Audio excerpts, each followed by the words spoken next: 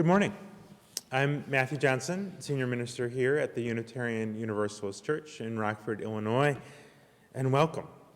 Whether you're joining us live at 10 Central on January 3rd, 2021, Happy New Year, or later, welcome. Whether you're a member or friend of this congregation, or a member or friend of another Unitarian Universalist congregation who's found your way here for worship today, or whether you are exploring religion anew and have found us, welcome. Whether you are frightened or worried or hopeful or just can't wait for what's next or don't know how you'll get through today, welcome. Whoever you are and whatever brings you here, welcome. We're coming to you from the sanctuary at the church. With me today is Tim Anderson, my colleague in worship and the music director at the church. Lindsay Dunn, our director of religious education, you'll hear from in a moment. Our intern minister, Omega Burkhart, is here this morning. And Autumn Powell, our office manager in the back of the hall, running technology for us. Our worship associate, Nikki Tickner, has pre-recorded their testimony. You'll hear later in the service.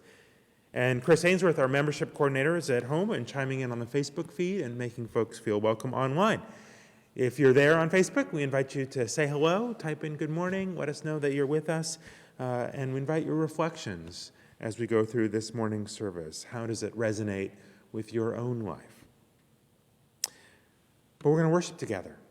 So I invite you to breathe in and breathe out. I'll ring the bell. And we'll begin, as we do, with music and with singing.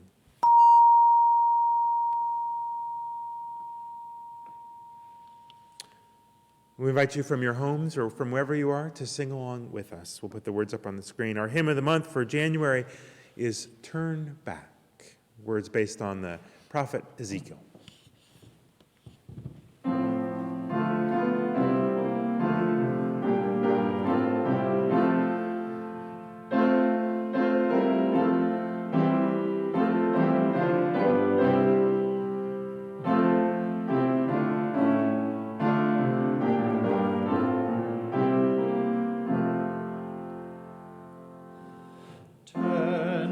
Turn back, forswear thy foolish ways.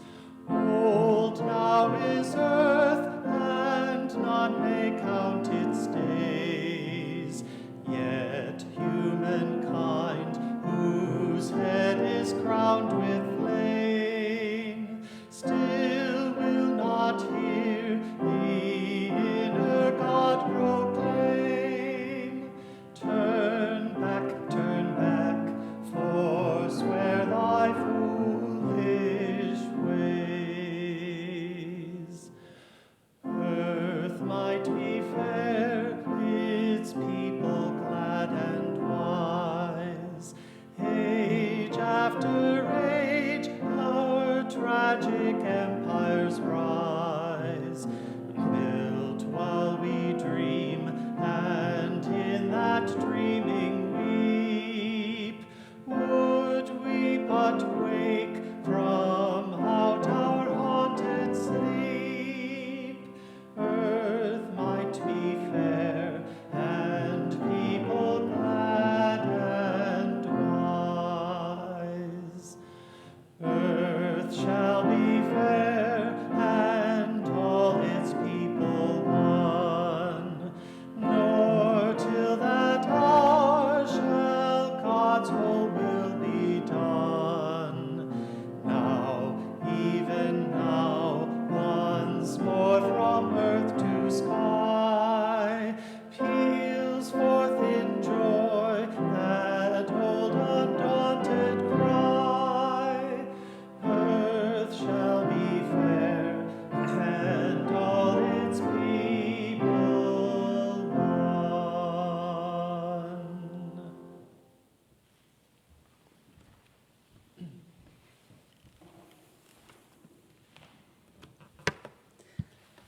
We are so glad you are with us today for worship. If today is your first time with us, we're especially happy to welcome you. If you're joining us live on Facebook, take a moment to like our Facebook feed as a way to stay in touch. You can also go to our website at uurockford.org and click on the newsletter sign up as a way to see the upcoming events that we have for this congregation. The flaming chalice is a symbol of truth, a beacon, a fire for justice, a warmth for the soul. As Lindsay lights our chalice here in the sanctuary this morning, and you light your chalices at home or perhaps the chalices of your hearts, let us speak together the covenant of this church. Love is the spirit of this church, and reason is its guide. To dwell together in peace, to seek truth in freedom, and to serve human need, this is our covenant. Now let us join together and sing the chalice response song.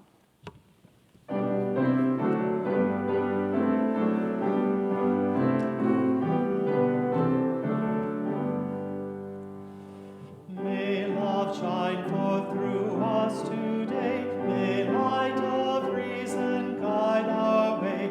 May beauty, truth, and joy become a flame that burns in every one.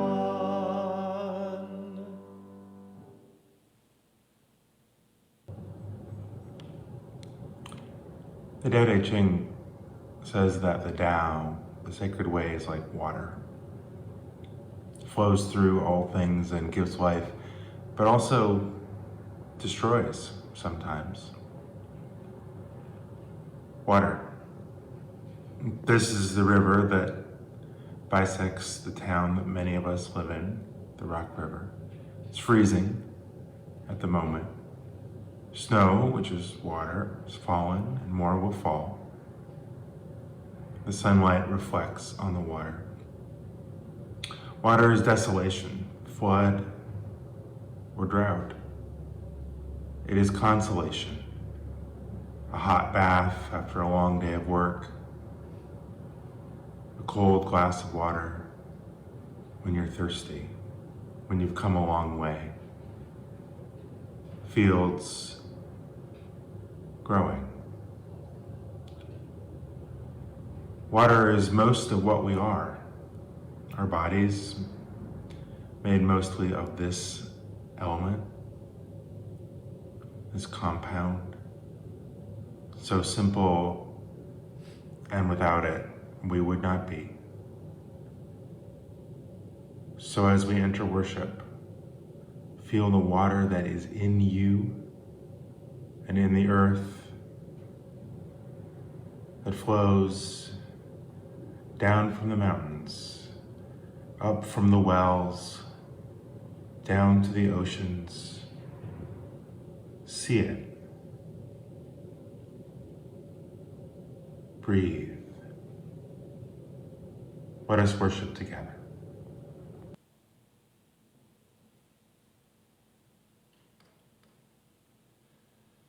Our Father, we have wandered and hidden from your face. In foolishness have squandered your legacy of grace. But now in exile dwelling, we rise with fear and shame.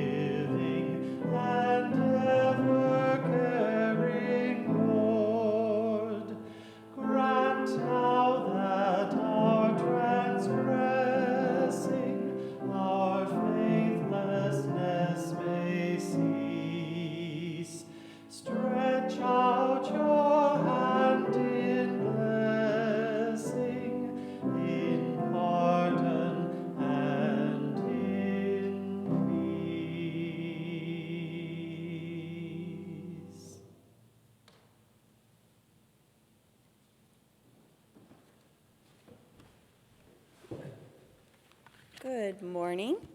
I'm Lindsay, and I'm the Director of Religious Education here at the church, and I'm happy to be with you this morning.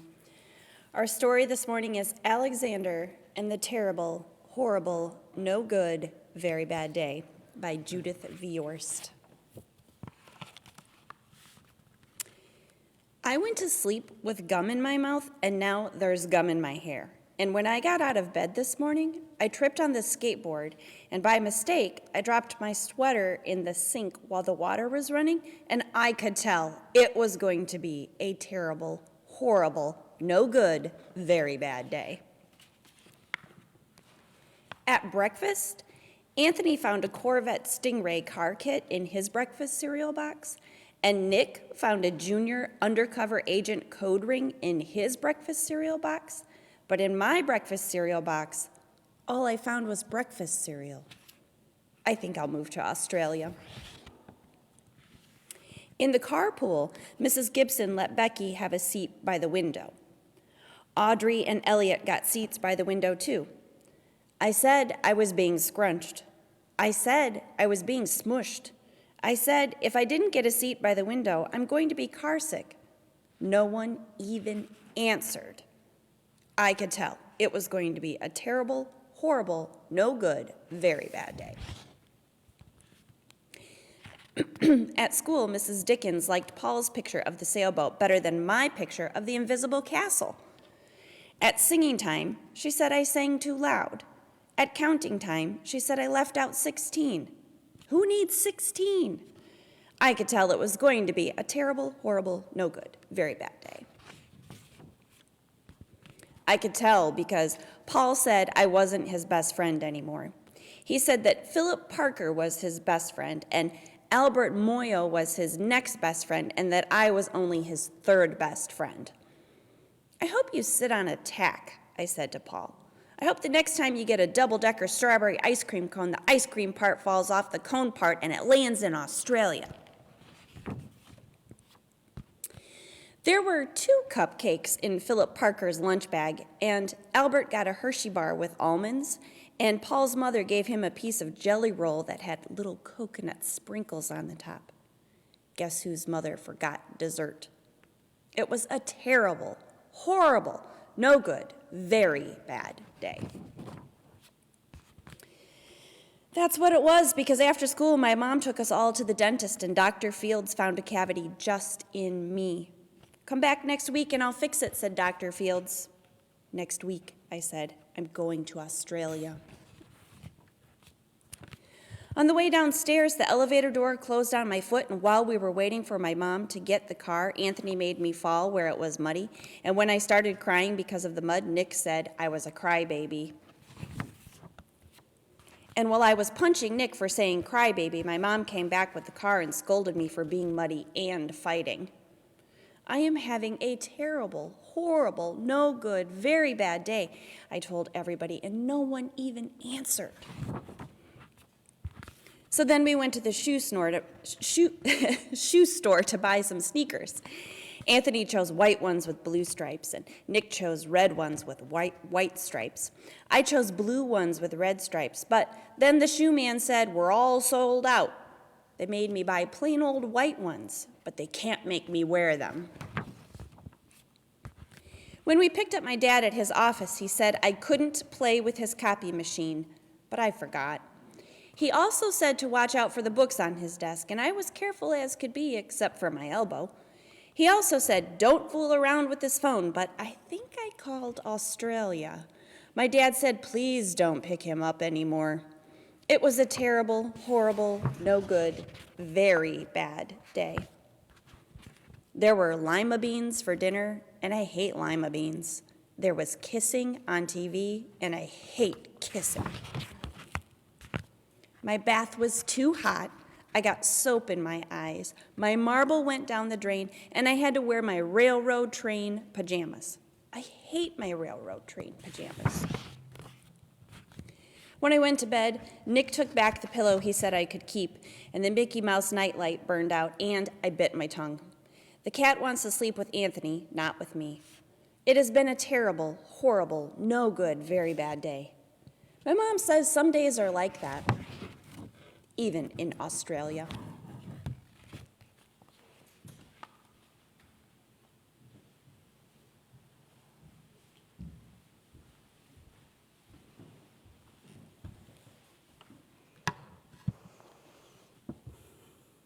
We continue to worship online for the foreseeable future.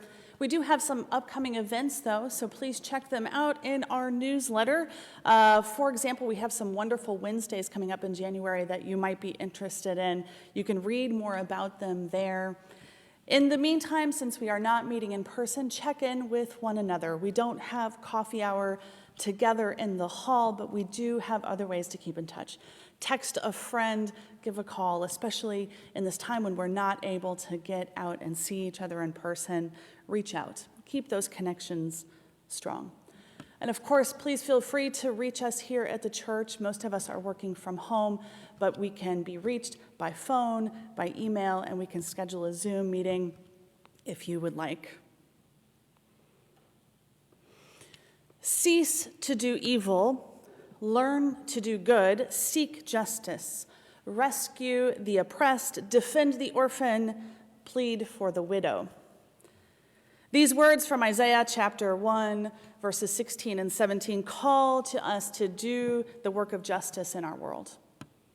This month, as we explore the touchstones themes of consolation and desolation, we have the opportunity to recommit ourselves to the social justice work that is so foundational to the identity of this congregation. One of the initiatives that you'll be hearing a lot about in the month of January is the prison group that we will be starting here in this congregation. We will be working with UUMPI, which is the UU Prison Ministry of Illinois. So we'll be starting this group up. There are a couple of training sessions that are coming in January. You can read more about those in the Kairos newsletter. And of course, please feel free to contact me. You can email me or come to my office hours that I have every Thursday morning from 10 to 11 if you have questions. 80% of what is collected today will go to UUANI, which is a related organization here in Illinois, the Unitarian Universalist Advocacy Network of Illinois. This group works with voting, racial and restorative justice, fair housing, environmental issues, all sorts of issues that are so important to us. We thank you in advance for your generosity. You can give online by texting the number that will show up on your screen, or you can go to www.uurockford.org/donate. And be sure to select Share the Plate there, as is the best way to get that money where it needs to go. If you're in the habit of making gifts here at the church in person, you can also donate there as well. You can also send it right here in an envelope to the church building. At this time, the offering will now be given and received.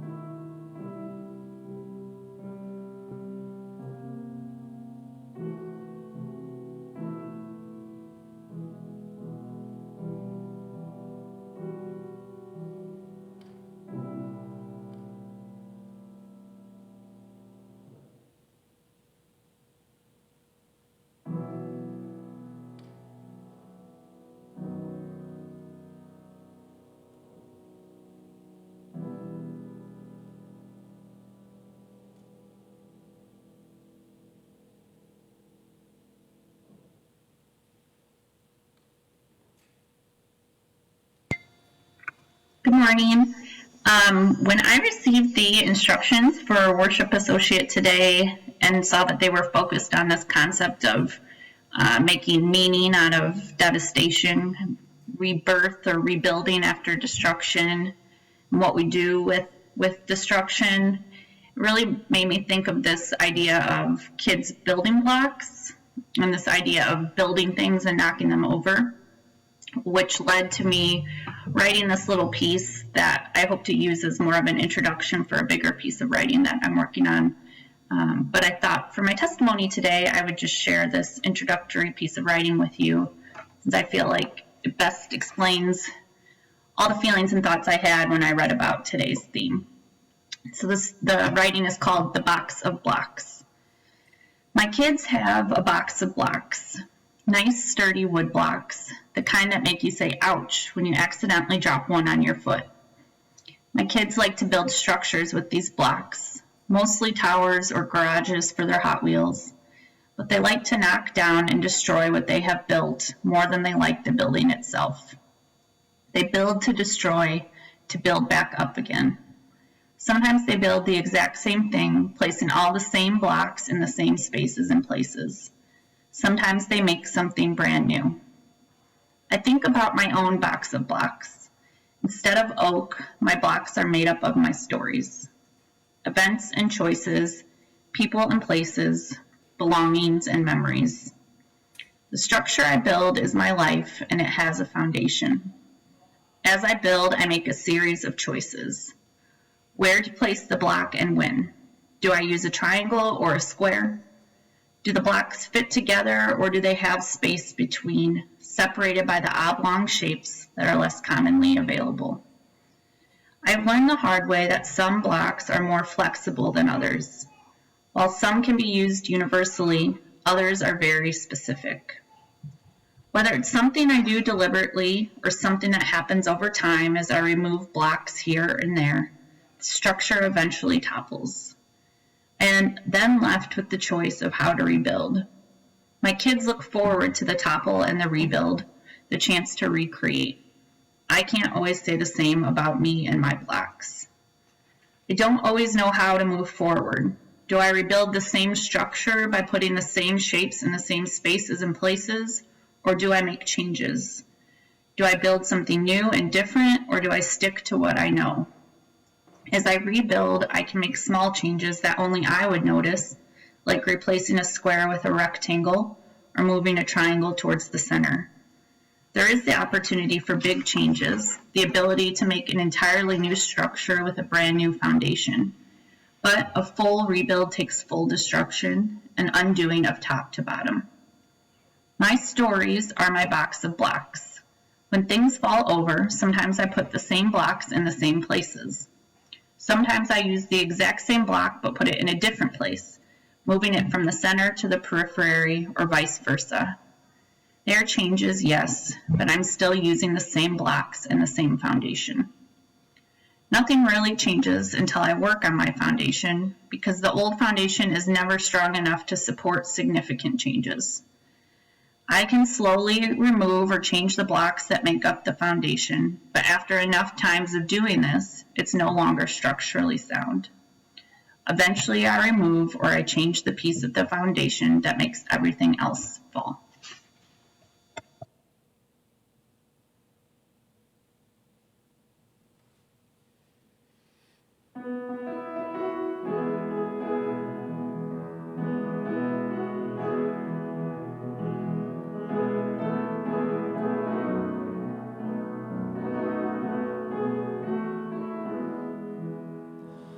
By the rivers of Babylon, there we sat down, and there we wept when we remember Zion. By the rivers of Babylon, there we sat down, and there we wept when we remember Zion, where the wicked carried us away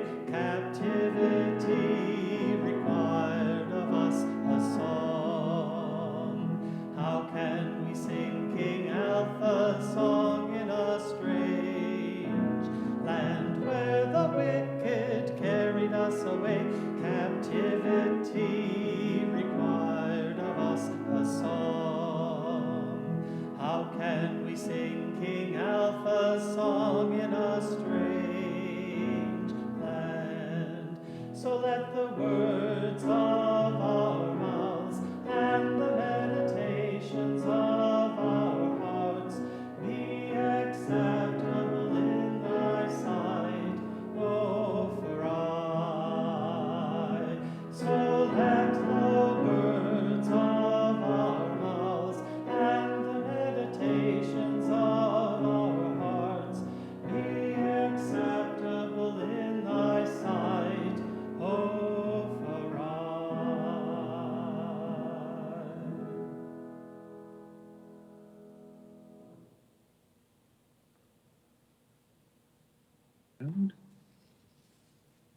Okay, great.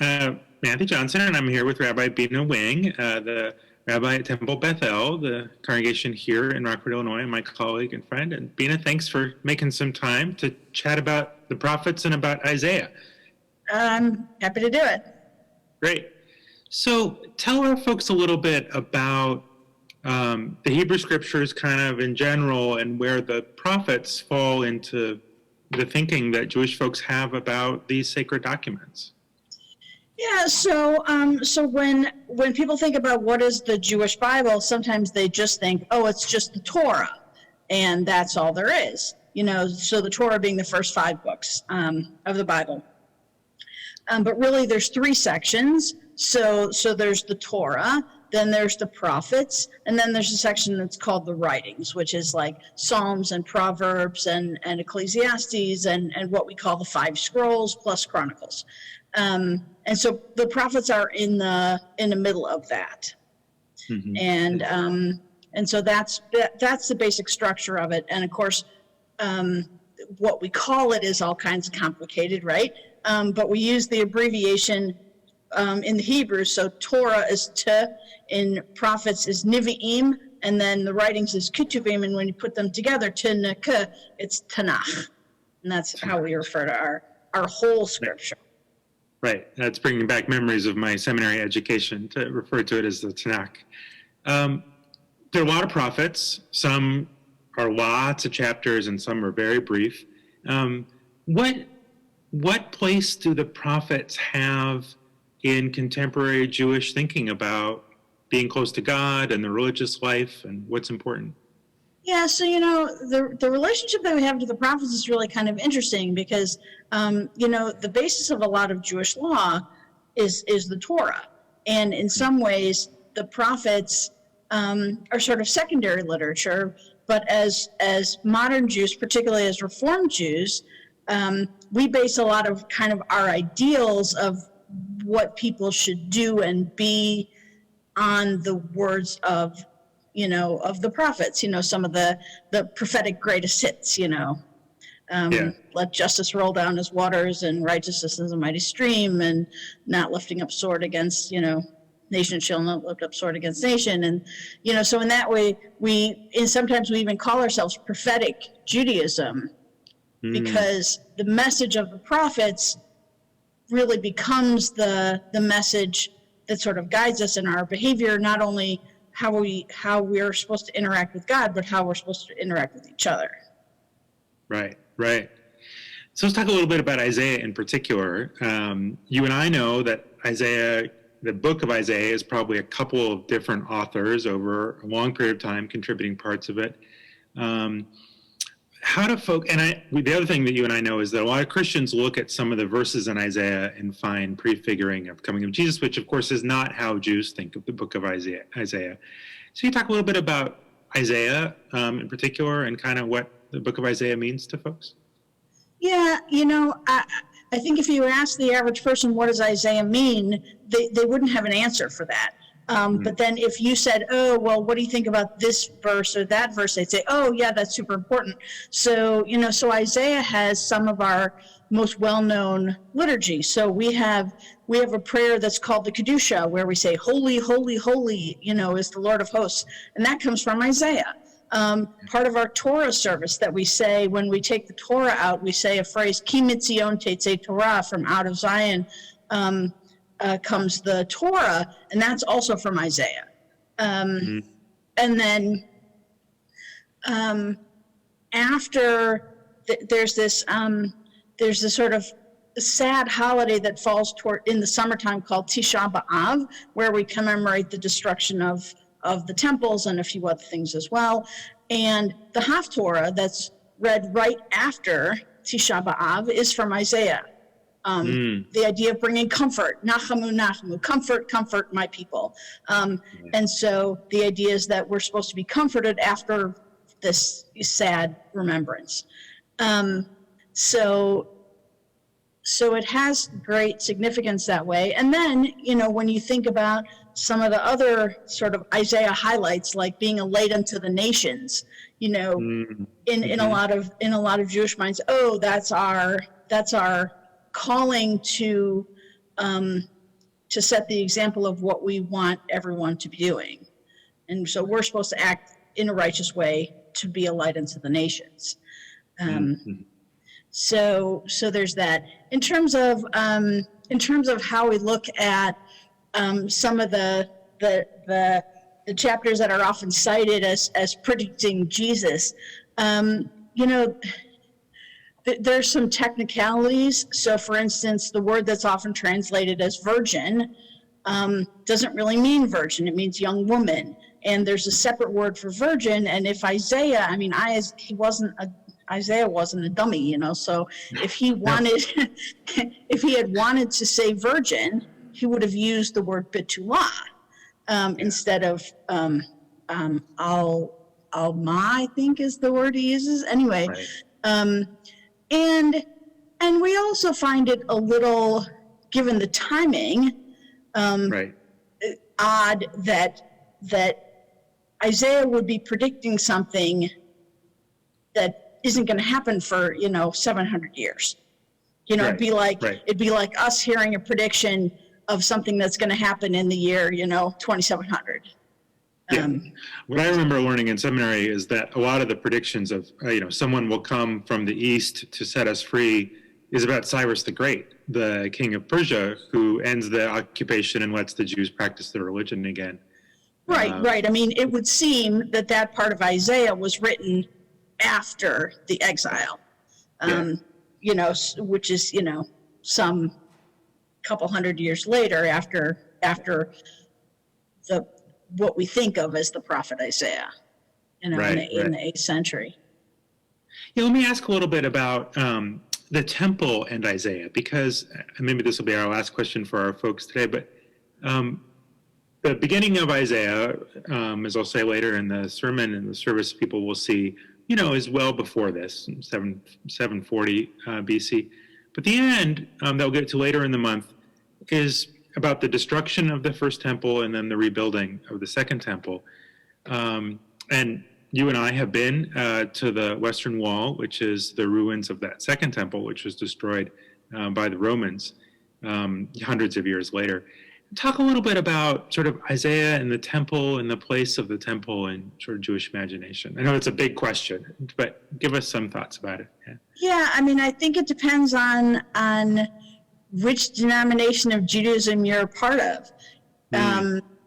There has been in traditional Jewish life a sense that, we want the third temple to be rebuilt, and then we'll reinstitute sacrifices, and the reign of God will come, and maybe even the Messiah, for those denominations that still hold to the idea that there's going to be a person who comes as the Messiah.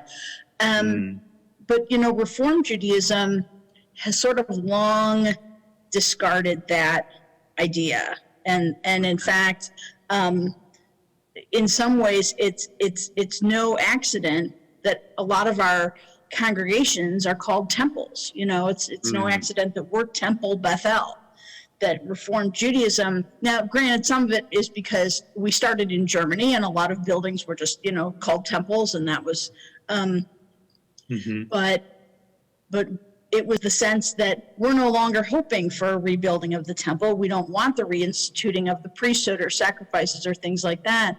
And so that doesn't speak to us so much anymore in terms of what we want. We sort of say, well, this is where we are, and this is it's while we are where we are that we're supposed to work to make the world better.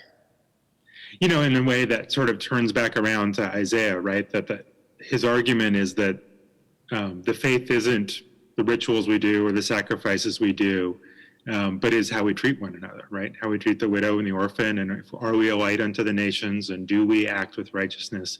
And that's what really matters. Right. And I don't remember whether it's Isaiah or someone else in the prophets, or maybe in multiple places, but even the prayers that we say on the high holidays, on Yom Kippur, it's basically like, your sacrifices are an abomination to me. God even, Right. God even says, I hate your sacrifices. Basically, this is not what I want at all. What I want is for you guys to behave better.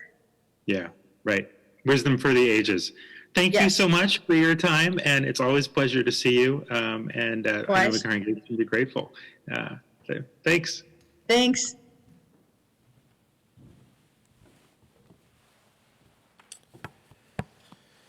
I'm super grateful to Rabbi Wing for spending some time chatting with me earlier this week about this text and about where it falls in Jewish thought. So let me read to you some portion of the first chapter of Isaiah, Isaiah 1 through 20. The vision of Isaiah, son of Amos, which he saw concerning Judah and Jerusalem in the days of Uzziah, Jotham, Ahaz, and Hezekiah, kings of Judah. Hear, O heavens, and listen, O earth, for the Lord has spoken. I reared children and brought them up, but they have rebelled against me. The ox knows its owner, and the donkey its master's crib, but Israel does not know. My people do not understand. Ah, sinful nation, people laden with iniquity, offspring who do evil, children who deal corruptly, who have forsaken the Lord, who have despised the Holy One, who are utterly estranged. Why do you continue to rebel? The whole head is sick and the whole heart faint. For the sole of the foot, even to the head, there is no soundness in it, but bruises and sores and bleeding wounds that have not been drained or bound up or softened with oil. Your country lies desolate. Your cities are burned with fire, and in your very presence aliens devour your land. It is desolate and overthrown with foreigners. And the daughter Zion is left like a booth in a vineyard, like a shelter in a cucumber field, like a besieged city. If the Lord of hosts had not left us a few survivors, we would have been like Sodom and become like Gomorrah. Hear the word of the Lord, you rulers of Sodom. Listen to the teaching of our God, you people of Gomorrah. What to me is the multitude of your sacrifices, says the Lord. I've had enough of burnt offerings of rams and the fat of fed beasts. I do not delight in the blood of bulls or of lambs or of goats. When you come to appear before me, who asked this from your hand? Trample my courts no more. Bringing offerings is futile. Incense is an abomination to me. New moon and Sabbath and calling of convocation. I cannot endure solemn assemblies with iniquity. Your new moons and your appointed festivals, my soul hates. They have become a burden to me. I'm weary of bearing them. When you stretch out your hands, I will hide my eyes from you. Even though you make many prayers, I will not listen. Your hands are full of blood.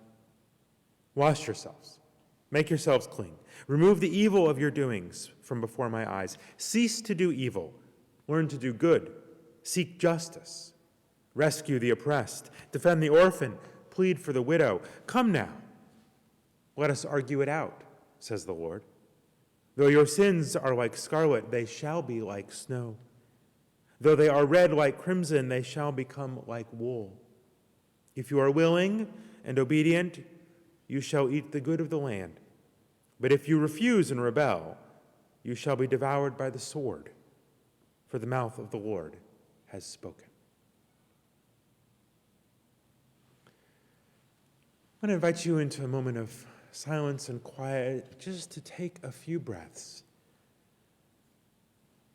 As we mark this first Sunday of a new year, we have longed for a new year to put the old behind us, but it is the work of our hands and our hearts to make it not just a new date, but a new world. Justice shall roll down like waters, and righteousness like a flowing stream. So breathe with me and reflect on what good you might do.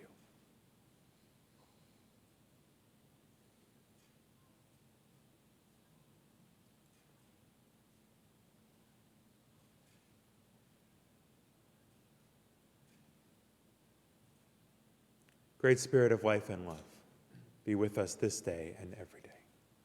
Amen. Shalom.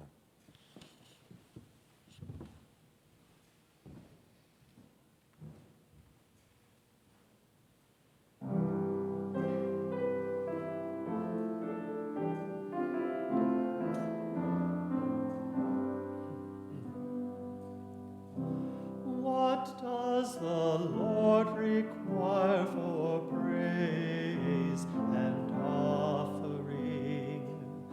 What sacrifice, desire, or tribute bid you bring?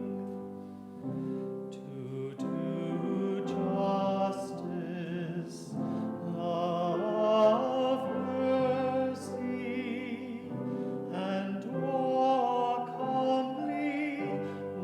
humbly with your God. Walk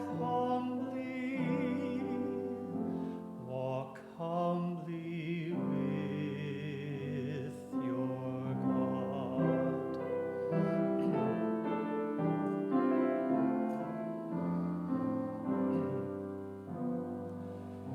Rulers of earth, give ear. Should you not justice know? Will God your pleading hear while crime and cruelty grow? Then to justice, love mercy, and walk humbly with your God. Walk humbly with your God.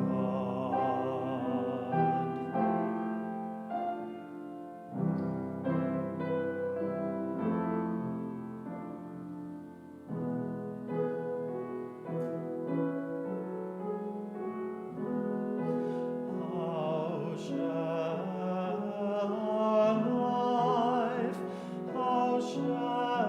our life fulfill God's law so high? Let us then do our will. Let us then do our will with grace.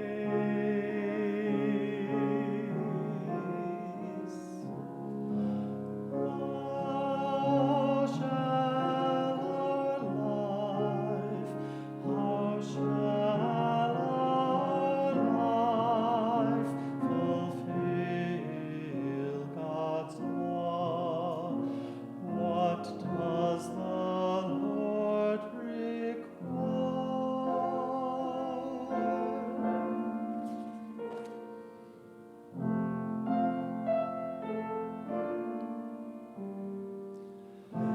What does the Lord require for praise and offering? What sacrifice, desire, or tribute bid you bring? To do justice, love mercy, and walk humbly with your God. Walk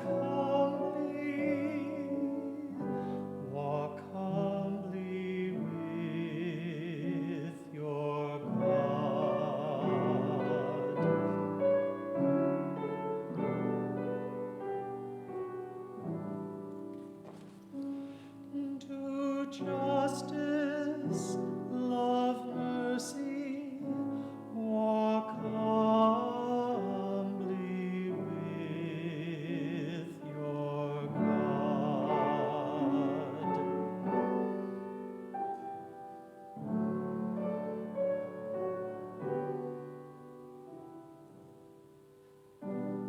Walk humbly with your God.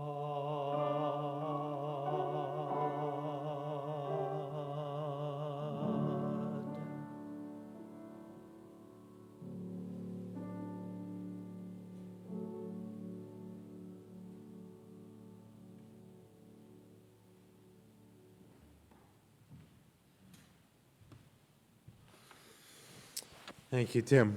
Beautiful piece. Come now, let us argue it out, says the Lord. This is an argument, a debate. Isaiah, a prophet to 4 kings, a man who tells the truth, who reads the signs of the times and interprets what they mean, who cajoles and provokes and soothes, who comforts the afflicted and afflicts the comfortable, is making an argument. You need to know this about the prophets. They're making a case. And the case they make will change the world. It will shape Judaism and the religions which flow from Judaism, Christianity, and Islam. The words that Isaiah and the other prophets, Amos and Jeremiah, Ezekiel, whose words are adapted for our hymn of the month, turn back, forswear thy foolish ways, so the earth might be fair and all its people one. And Micah, whose words you just heard in the anthem, what does the Lord require of you? What sacrifice, what offering?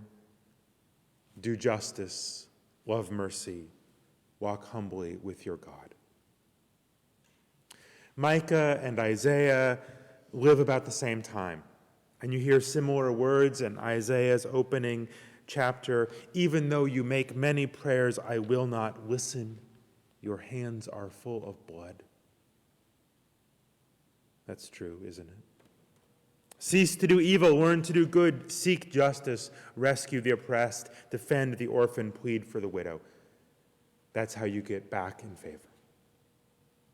That's what you are called to. That is what the Lord requires. That's their argument.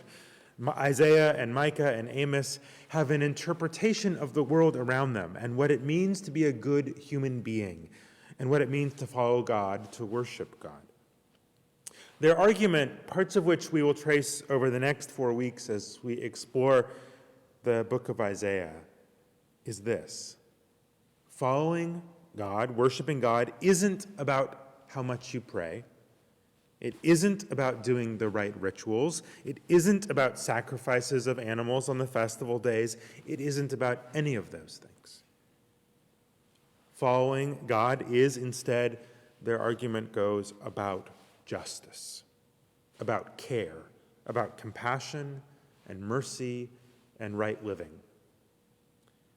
You can know those who do not follow God. You know those who do not follow God because they are the ones who hoard wealth, who are corrupt, who steal from the public good, who pretend to be righteous but are not even decent. On the other hand, those who do follow God are those who act with moral foundation, who tell the truth, who are honest with money and don't cheat. But even more so, they are people who care for the most vulnerable, which the prophets name as the widow, the orphan, and the refugee. It's always been powerful to me that these 3 categories, the widow, the orphan, and the refugee, are named for those are the people who might lack social connectivity.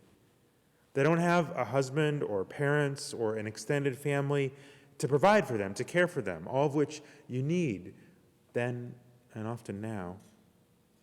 And so the injunction of the prophets is that doesn't mean they're on their own, to rise and fall all on their own, but they are the responsibility of the whole community. In fact, we're all responsible for each other, and you can tell if we're doing our responsibility by how the widows and the orphans and the refugees are doing. You can judge a community based on how well these folks are. The elder alone, the child alone, the refugee, stranger in a strange land.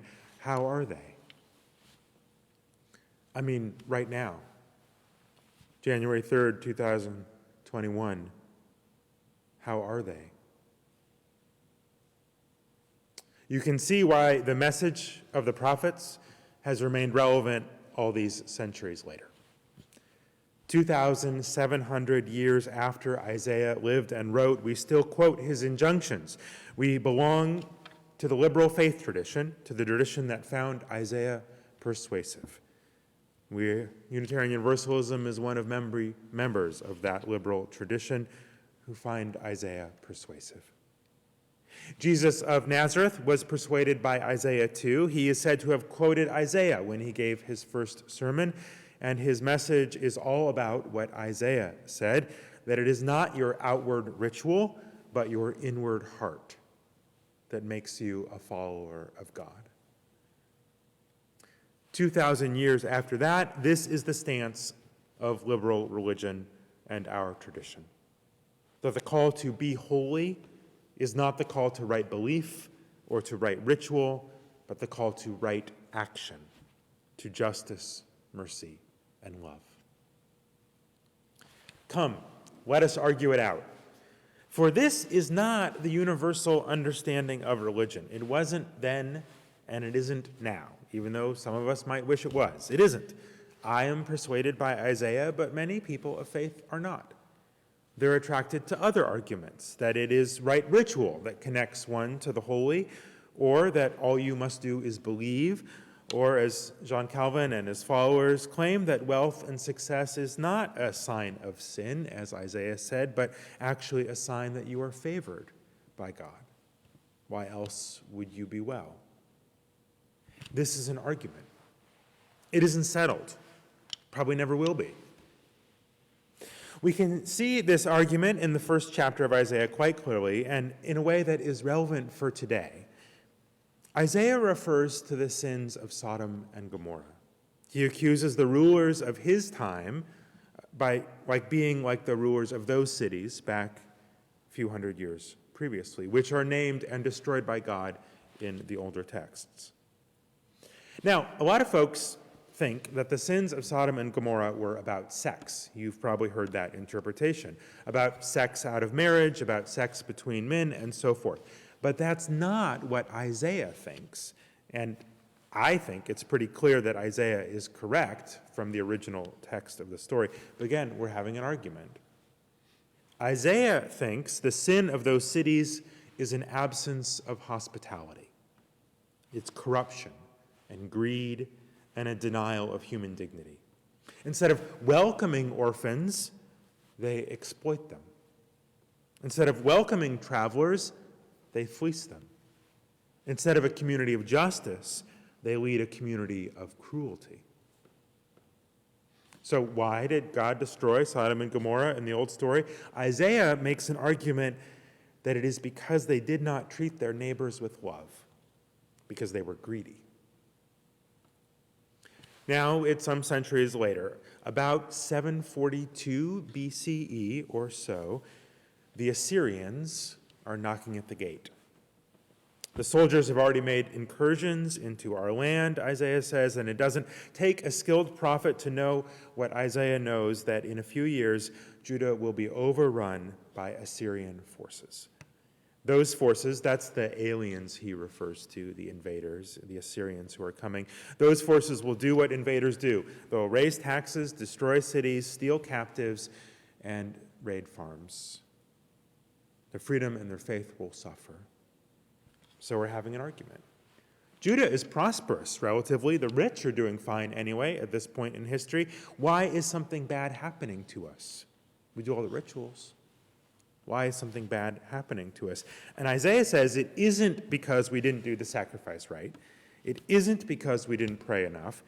It isn't about thoughts and prayers, folks. It's because we lacked justice. It's because of how we treated the most vulnerable. That's why bad things are about to happen to us. Isaiah tells it to the king, he tells it to the country, and he writes it down. Copies are made, his testimony and that of Amos and Micah and the other prophets. And the Assyrians do come, and they invade. It's not great. About 2 centuries later, the Babylonians come knocking. They defeat the Assyrians, who were bad, but the Babylonians, it turns out, were worse. Part of this is a dispute between the Babylonians and the Egyptians, and which side does Israel and Judah come down on. Anyway, the Babylonians win. They destroy the temple in Jerusalem. They exile the elite of society to Babylon. Jewish people flee all over the ancient world. This is the beginning of the diaspora. And the people gathered in Babylon, they sat down and wept. By the river, they sat down and wept for the Zion, for their homeland. And the people gathered there wondered what to do. How do we practice our faith when the temple has been destroyed? Well, they looked back, and they remembered the argument. Our faith isn't about ritual or the temple. It's about justice, mercy, and love. So when the scribes and the scholars in Babylon began to collect the scrolls, the stories, the poetry, and the writings of their faith and their history, so it will not be lost, Isaiah and Micah and Amos and the rest are included, the prophets, the Torah, the prophets, the writings. Because Isaiah's argument made 150 years or more prior is relevant again. Why did something bad happen to us? Why are we by the rivers of Babylon instead of at home?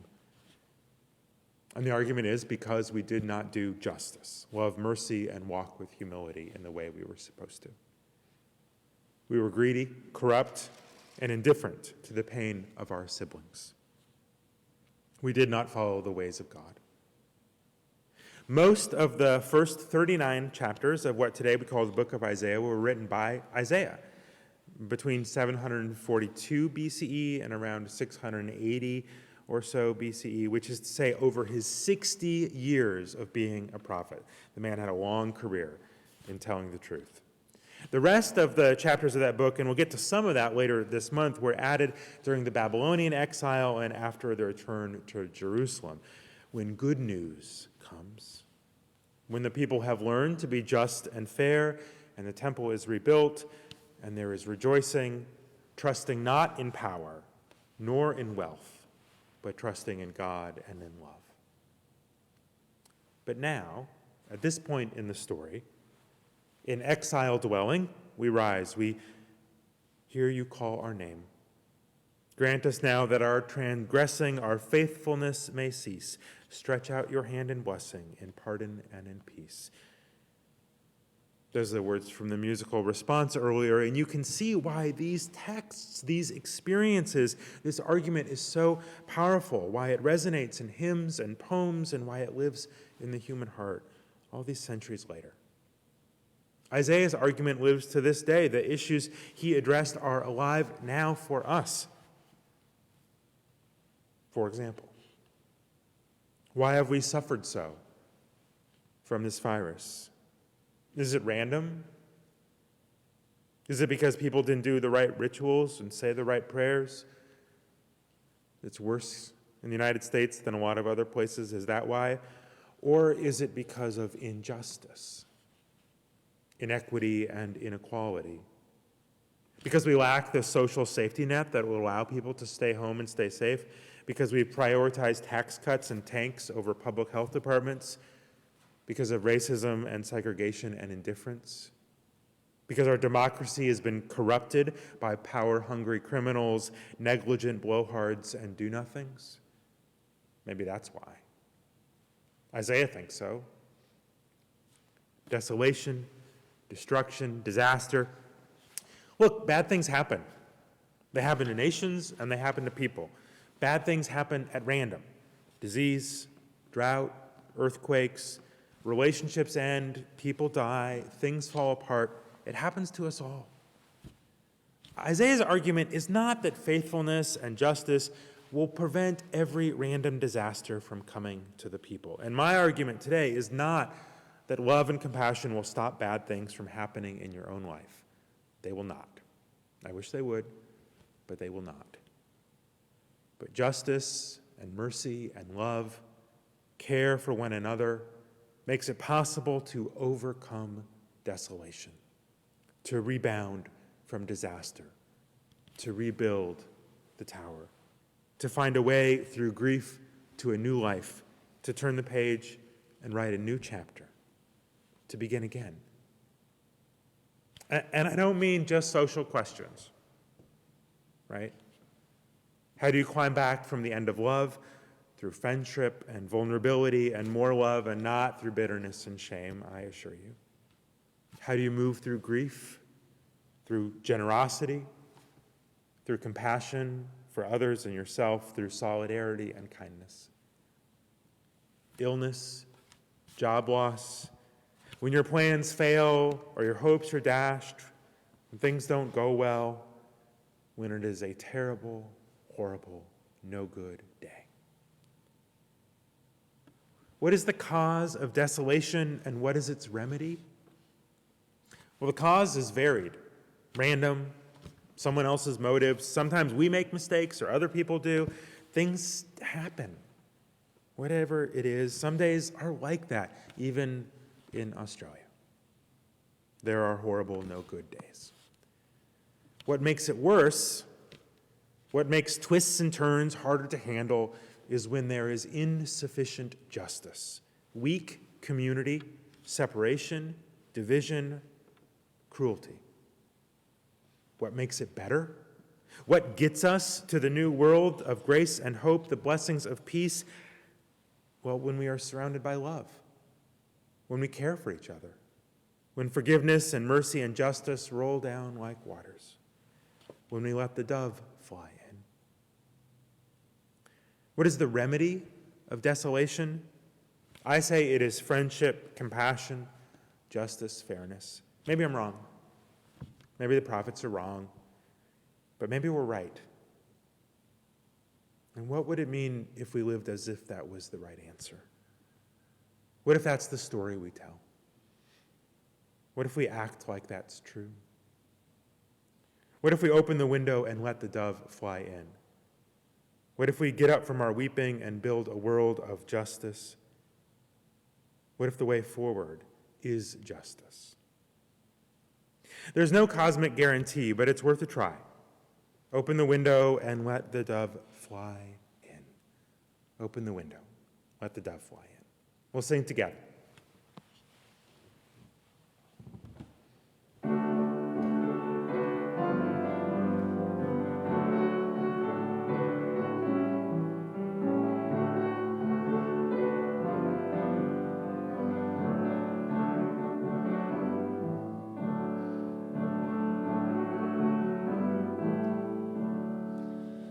Open the window, children.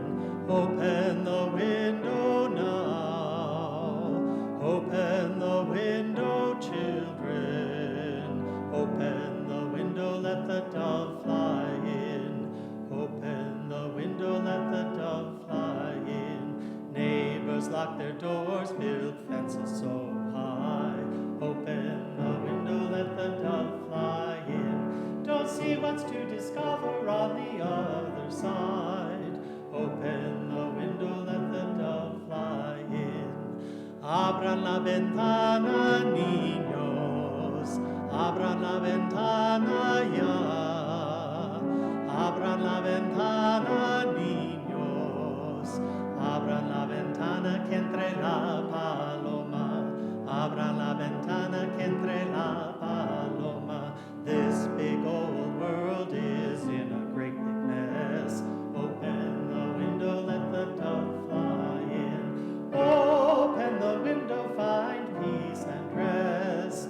Open the window, let the dove fly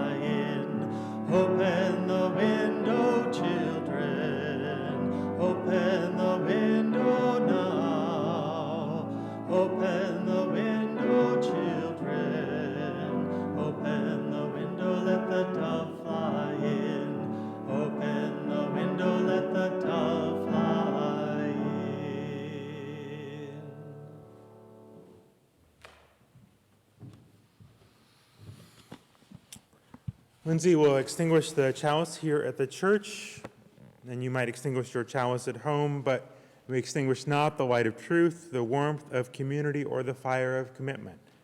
These we carry with us until we are together again. The words of the benediction are from the book of Isaiah, chapter 55, which we will get to at the end of this series. Well, we share them now today with you. For you shall go out in joy and be led back in peace. The mountains and the hills before you shall burst into song, and all the trees of the field shall clap their hands. Be good to be with you. We'll sing together our closing blessing.